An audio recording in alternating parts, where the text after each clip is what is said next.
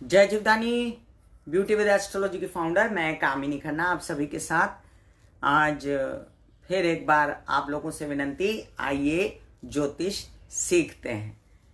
ज्योतिष इतनी मतलब ज्ञानमयी विधा है, इतना बड़ा इसका स्पीयर है, इसका ऑरा है कि आप 7 जन्म सीखते रहें तो ये अधूरी रहती है और आप सीख नहीं पाते हैं और आपको लगता है अभी और सीखना बाकी है। मैं भी कुछ 37 साल से 38 साल से सीख रही हूँ और मैंने एक बात जो नोटिस की है वो मैं आज आपको इस फेसबुक ब्यूटी विद एस्ट्रोलॉजी के माध्यम से सिखा रही हूँ। तो गौर कीजिएगा कि मैं क्या बोल रही हूँ। बड़े लोगों को पता होगा जो ज्योतिष जानते हैं और जिन लोगों को पता नहीं होगा वो गौर करें। अब जैसे बुध नीच के हुए हैं और नीच के बुध होने के बावजूद बहुत लोगों ने ऐसा डाला कि नीच के बुध हो गए, अब क्या होगा। वैसे मिथुन लगन कन्या लग्न वालों को तकलीफ हो रही थी, लेकिन नीच के बुध होने पर क्या हो रहा था, बुध से रिलेटेड क्या है, वाणी है, व्यवसाय है और साथ साथ में आपकी स्किन है, आपकी रेस्पिरेटरी सिस्टम है, आपकी किडनी है, आपके सांस है, आपके जुकाम है, आपका नाक है, आपके हाथ है, आपकी चेस्ट है, आपके दिमाग है, बुद्धि है। तो बहुत सारी चीज़ें बुध से निकटित रहती हैं और बुध नीच के होते हैं तो इन चीज़ों में तकलीफ महसूस होती है। लेकिन यहाँ पर हम एक बात नहीं भूल सकते और वही बताने के लिए मैं आज आपको आई हूँ और ये वीडियो जितना शेयर हो सके कीजिएगा, मैं आपसे विनंती करती हूँ, क्योंकि समाज में जितनी भी नेगेटिविटी फैलाई जाती है या बात की जाती है, डराया जाता है, उसके अगेंस्ट मैं हमेशा एक पॉजिटिव एस्पेक्ट लेकर खड़ी रहती हूँ। और मुझे ऐसा लगता है कि जैसे कोई भी काले बादल की एक सुनहरी छटा होती है कि अभी बादल हटेगा और सूर्य आएगा, अभी बादल हटेगा बरसात होगी, अभी बादल हटेगा उजाला होगा। तो आप ये समझ लीजिए कि मैं आपको जो बताने जा रही हूँ ये यहाँ पर वो काले बादल की एक सुनहरी छटा है। वो क्या सुनहरी छटा है, जानिए ध्यान से। जैसे नीच के बुध हुए हैं, मेष से लेके मीन राशियां और उनके स्वामी जब जब नीच के होते हैं तब तब उनकी दृष्टियां होती हैं उच्च ग्रह पर और वो फिर आपको फायदा देती हैं। मतलब अगर कोई कहे कि आपके नीच का ग्रह हो गया, आपका लग्नेश, आपका पंचमेश या आपका कारक कोई ग्रह नीच का हो गया और आपको तकलीफ दे रहा है, वैसे अकारक ग्रह नीच के हो जाएं तो उनकी शक्तियां कम हो जाती हैं और उनकी तकलीफ भी कम हो जाती है। लेकिन जब कारक ग्रह की तकलीफ आपको लगे तब उसकी जो पॉजिटिविटी है उसको मत भूलिएगा। आप क्या पॉजिटिविटी है कि कारक ग्रह की जब जब नीच की दशा, नीच का प्लेसमेंट होती है आपकी कुंडली में, उसकी दृष्टि उच्च की होती है। कैसे कैसे मैं बताऊंगी। और फिर वो जहां जिस दृष्टि पर सप्तम दृष्टि जो होती है, वैसे बता दूं कि सप्तम दृष्टि जो होती है वो हर एक ग्रह की होती है और सप्तम दृष्टि होने के कारण ये जितने ग्रह हैं वो जब भी नीच के होते हैं उनकी सप्तम दृष्टि उच्च की हो जाती है और उस स्थान पर लाभ हो जाता है इंसान को। कैसे मैं बताती हूँ। अभी से देखिए, सबसे पहले आप सबसे नम्र निवेदन कर दूं कि लाइक कीजिएगा, शेयर कीजिएगा ये वीडियो मेरा, और मेरा YouTube/ब्यूटी विद एस्ट्रोलॉजी चैनल है, वहां पर भी आइएगा और बहुत सारी अन्य विधाओं से परिचित होइएगा। आइए मेष राशि की बात करते हैं। मेष राशि का स्वामी कौन है? मंगल। अब मंगल नीच का कहाँ होता है? मंगल नीच का हो जाता है कर्क राशि में। इन दिनों मंगल नीच के चल रहे हैं, बुध नीच के चल रहे हैं। अब नीच का मंगल जो है उसकी सप्तम दृष्टि कहाँ पर पड़ी? उसकी सप्तम दृष्टि मकर राशि पर पड़ी, जहां वो उच्च का हो जाता है। और भले ही जहां मंगल बैठा हुआ है चतुर्थ भाव में मेष राशि के लिए, वहां पर उनको घरेलू परेशानियां या जो भी महसूस हो रही होंगी, काम ऊंचा हो जाएगा।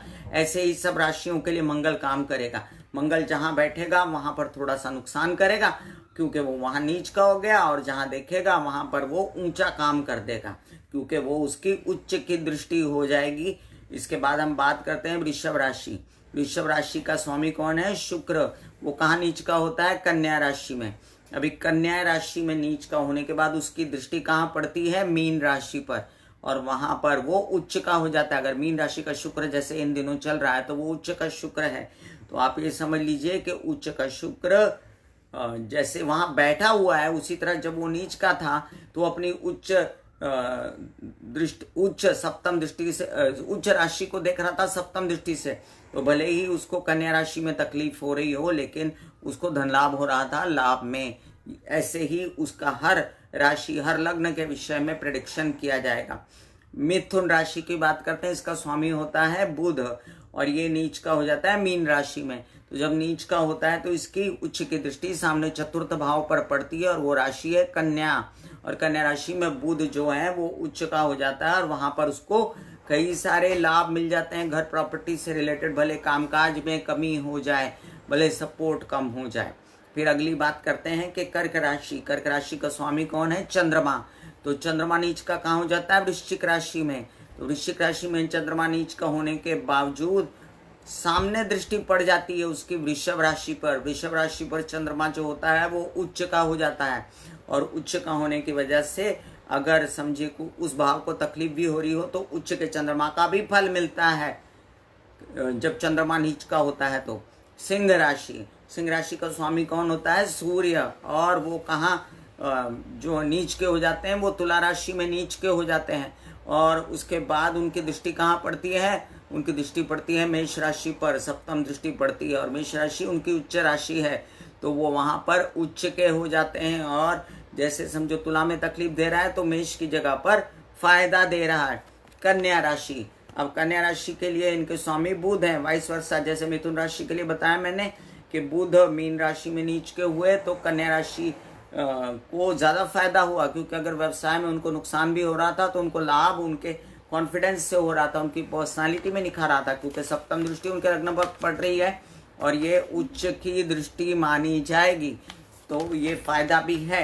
इसके बाद हम तुला राशि की बात करते हैं। इसका भी स्वामी होता है शुक्र, और शुक्र जो है नीच का होता है। अभी मैंने बताया वृषभ राशि के विषय में, कन्या में नीच का होता है। तो द्वादश भाव में शुक्र अगर नीच का हो भी जाए तो द्वादश भाव में शुक्र स्ट्रांग होता है, और अगर क्योंकि वो द्वादश में उच्च का हो जाता है, और वैसे भी वो षष्ठ भाव को सप्तम दृष्टि से देखता है, जहाँ पर मीन राशि है और वो उच्च के कार्य करता है, वहाँ पर नौकरी वगैरह लगा देता है।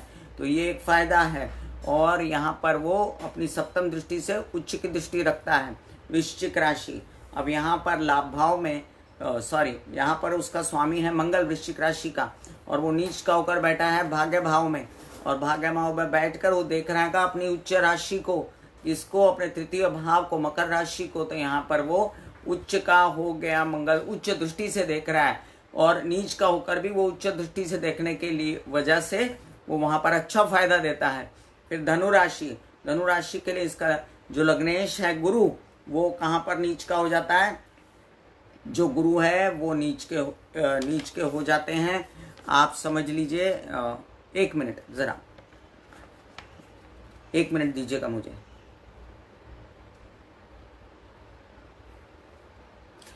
मकर राशि में नीच के हो जाते हैं गुरु, और मकर राशि में बैठकर वो अपनी उच्च राशि को देखते हैं, कर्क राशि को। तो इस वजह से मकर राशि में भी भले ही गुरु बैठे हों, लेकिन कर्क राशि को उच्च दृष्टि से देखते हैं, सप्तम दृष्टि से, तो फायदा हो जाता है इस बात से। फिर आती है मकर राशि। मकर राशि का स्वामी कौन है? शनि। शनि में आप समझ लीजिए कि गुरु जो है वो देख रहे शनि जो है वो मकर राशि के स्वामी है, और शनि जो है वो नीच के हो जाते हैं मेष राशि में। तो मेष राशि में नीच के होने के बाद सप्तम दृष्टि से उच्च राशि तुला को देखते हैं, तो यहाँ पर फायदा हो जाता है। तो जब जब कोई ग्रह नीच का वगैरह होता है तो उसमें एक एस्पेक्ट उसका सुनहरा भी रहता है, फायदा हो जाता है। तुला राशि उनकी उच्च राशि है, वहां पर वो सप्तम दृष्टि से देखते हैं। फिर आती है कुंभ राशि। तो कुंभ राशि के लिए जो है इसका स्वामी है लग्नेश, जो है राशिश है, जो वो शनि है, और वो नीच का हो जाएगा मेष राशि में। तो सप्तम दृष्टि से देखेगा तुला राशि को, तो तुला राशि उसकी उच्च राशि है। तो भले ही वो मेष में प्रॉब्लम दे रहा होगा, लेकिन तुला में फायदा दे रहा होगा। तो ऐसे ही सप्तम दृष्टि से देख के, सप्तम दृष्टि भी उसकी उच्च की दृष्टि होती है शनि की, तो डबल फायदा दे देता है। और तृतीय भाव में अगर बैठे कुंभ राशि के, तो वो भी भाव उसको सुहाता है। तो ऐसे कॉम्बिनेशन है, परम्यूटेशन एंड कॉम्बिनेशन के हिसाब से प्रेडिक्शन किया जाता है। बहुत डीप गहरी बात है। फिर यहाँ से मीन राशि की बात करते हैं, वो आखिरी राशि है और मीन राशि का जो स्वामी है वो है गुरु और वो नीच का हो जाता है मकर में। तो मकर में नीच का होकर वो सप्तम भाव से दिखता है कर्क राशि को, जिसकी चर्चा मैंने अभी आपसे की। और कर्क राशि जो है वो समझ लीजिए आप उसकी उच्च राशि है, सप्तम दृष्टि से अपनी उच्च राशि को देखेगा तो वहां सारे उच्च के कार्य करेगा। Vice versa and vice versa, कोई भी ग्रह जब उच्च का होता है तो वो अपनी दृष्टि जो सप्तम डालता है वो नीच की दृष्टि होती है उसकी, और वो वहां पर तकलीफ देता है। तो लोगों को लगता है कि उच्च के ग्रह आने के बाद भी लोगों को क्यों तकलीफ होती है, वो इसी कारण होती है क्योंकि जब कोई ग्रह नीच का होता है तो वो टोटली नुकसान नहीं देता, और जब कोई ग्रह उच्च का होता है तो वो टोटली फायदा नहीं देता। ये बात आपको बहुत ध्यान से समझनी पड़ेगी। जकेश प्रसाद जी, आपको व्हाट्सएप पे आना होगा और आपको कंसल्टेंसी के लिए नॉक करना होगा, ठीक है। तो जिन लोगों को कंसल्टेंसी चाहिए उनके लिए मैंने व्हाट्सएप नंबर अभी डालती हूँ ये वीडियो रिलीज होने के बाद, और आप लोगों के पास दूसरे कई वीडियोस में मेरे कंसल्टेंसी के नंबर हैं, व्हाट्सएप नंबर हैं, शुल्क है, और आप मुझे नॉक कर सकते हैं, ठीक है। तो सभी लोगोों को नमस्कार जो यहाँ मौजूद हैं और मेरे लिए आए देखने के लिए मैं धन्यवाद करती हूँ। और आप लोगों को बता दूं इसी तरह हम ज्योतिष के कुछ गूढ़ रहस्य सीखते रहेंगे, हम जानते रहेंगे कि हर नेगेटिविटी की एक पॉजिटिविटी की लाइन होती है उसके आसपास।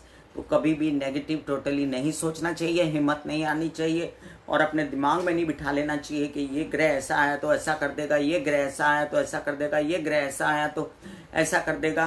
तो आप समझ लीजिए कोई भी ग्रह आपका बिगाड़ नहीं सकता, क्योंकि वो पॉजिटिविटी भी लिए हुए होता है, और हर बार जो है वो बुरा नहीं होता। निसर्ग किसी का बुरा नहीं करता, और ये सब निसर्ग के हिस्से हैं। अब बार बार लोग लिख रहे हैं उनको कंसल्टेंसी चाहिए, तो मैं व्हाट्सएप नंबर एक बार वीडियो रिलीज होने के बाद एडिट करके डाल दूंगी, और आप उसे व्हाट्सएप पे आ सकते हैं। अपना मैसेज छोड़िए, date of birth, place, time छोड़िए, मैं आपको शुल्क कैसे पे करना है उसका पूरा विवरण बताती हूँ, ठीक है। गॉड ब्लेस यू, धन्यवाद और नमस्कार। इसी तरह आपको ज्योतिष की जितनी मुझे थोड़ी बहुत जानकारी है आपको देती रहूंगी। मैं काम ही नहीं करना YouTube/beauty with astrology से, Facebook/beauty with astrology की फाउंडर